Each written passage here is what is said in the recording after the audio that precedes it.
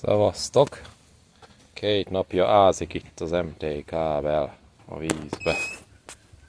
És mérünk egy szigetelési ellenállást 1000 volton.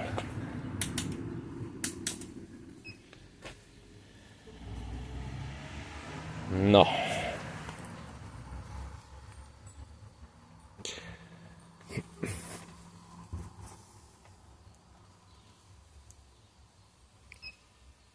Két voltig megy fel,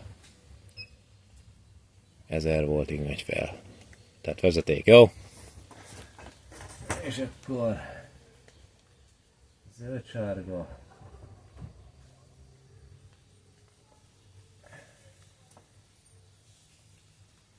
Másik zöld-sárga.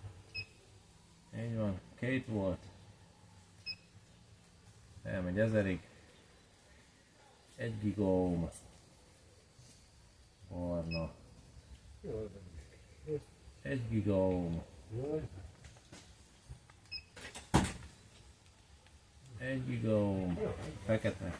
Nem kell belemenni neked ebbe, nem kellett belemenni. 1 gigaohm a szürke. Na. Ennyi. Szóval bírja a vizet. Legalábbis 2 napig.